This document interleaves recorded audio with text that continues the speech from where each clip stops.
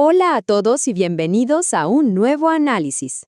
Hoy vamos a sumergirnos directo en un texto fascinante titulado La verdad por revelación.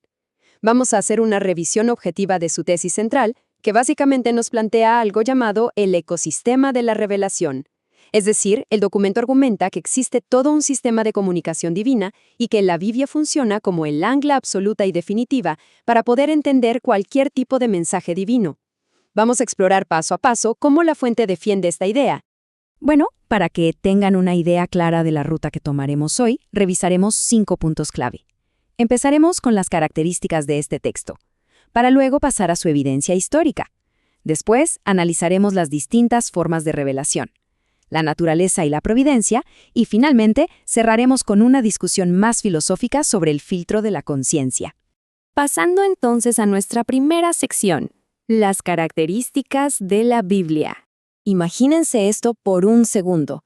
80,000. Sí, escucharon bien. Según la fuente que estamos analizando, esa es la increíble cantidad de copias que se venden cada semana a nivel mundial en la actualidad. Y no solo eso, sino que ha sido traducida a más de 2,000 idiomas. Es una escala verdaderamente masiva. Entender este enorme volumen es vital para captar por qué el texto le otorga tanta autoridad.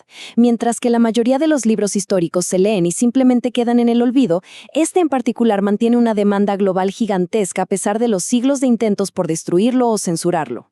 Y para ponerle aún más perspectiva a esto, hablemos de su ancla arqueológica con este número, 6,000.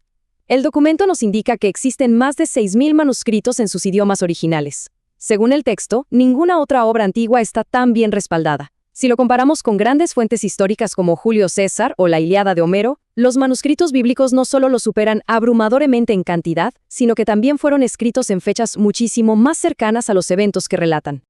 Y la línea de tiempo de todo esto lo hace aún más inusual. Fíjense que los primeros escritos datan del año 1500 a.C., y los últimos terminaron cerca del año 96 después de Cristo. Son 15 siglos de redacción. A esto sumémosle 2 milenios posteriores de supervivencia continua hasta el día de hoy. Esta ventana de tiempo tan extensa es clave para entender el siguiente gran argumento que nos presenta la fuente.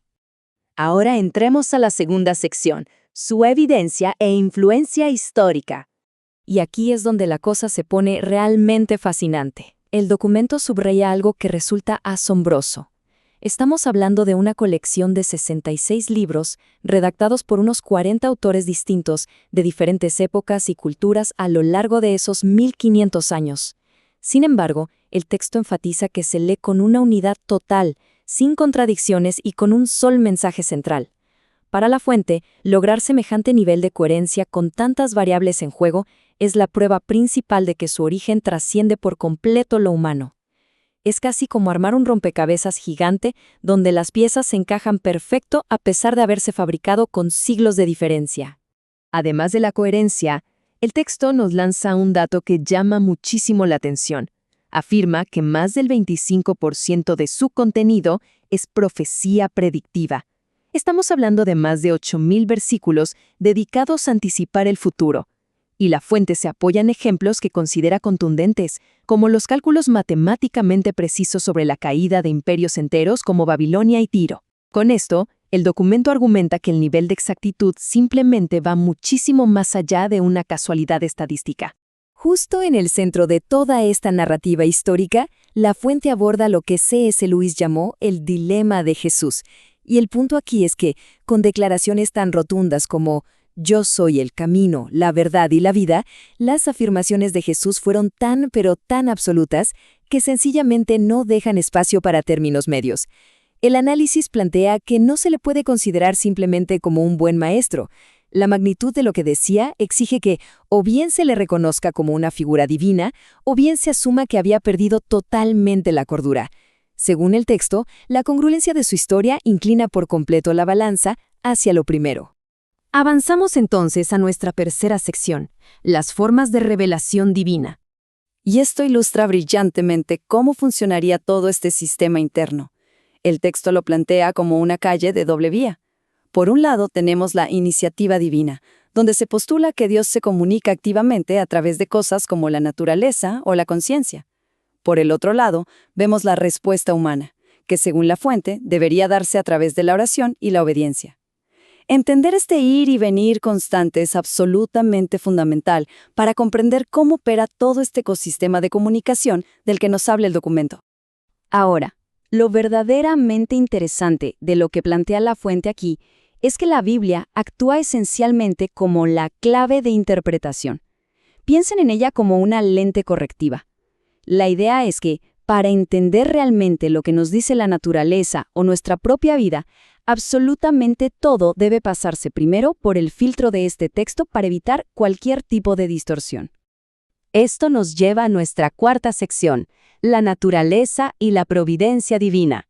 El documento señala que el primer canal de esta comunicación es el mundo natural.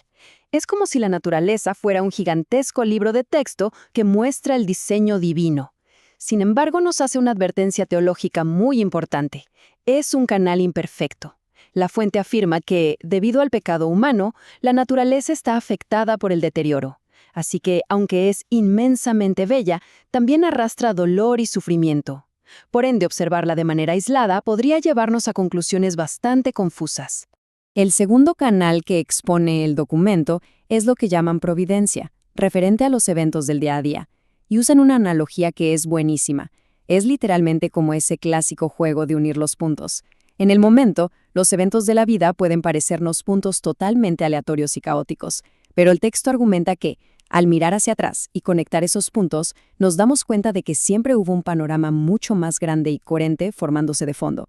Avancemos para ver cómo se desarrolla esta idea. La fuente amplía el concepto comparando nuestra vida con una serie de televisión. Primero, tenemos esos episodios confusos que parecen no tener sentido. Luego, la trama se vuelve compleja y densa, y parece que las piezas no encajan. Pero finalmente, llega el desenlace. El texto argumenta que las etapas más difíciles de nuestra vida solo adquieren verdadero sentido cuando las analizamos retrospectivamente. Es decir, cuando ya hemos llegado al final de la historia. Y así llegamos a nuestra última sección, el filtro de la conciencia. Entonces, el punto crucial de todo este análisis recae en un contraste súper marcado. Por un lado, nos advierten sobre la conciencia humana.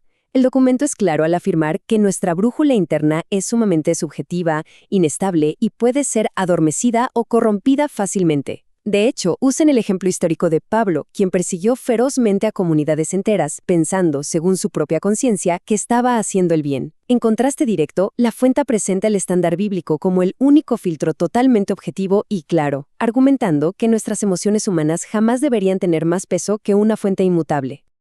Y para cerrar, recordando esa analogía de unir los puntos, todo esto nos deja con una pregunta bastante provocadora. Si según este análisis, nuestra brújula interna falla tan fácilmente, y si los eventos que vivimos son solo puntos sueltos en un cuadro gigante, ¿cómo es que nuestra limitada percepción humana moldea realmente la forma en que entendemos los sucesos más complejos de la vida?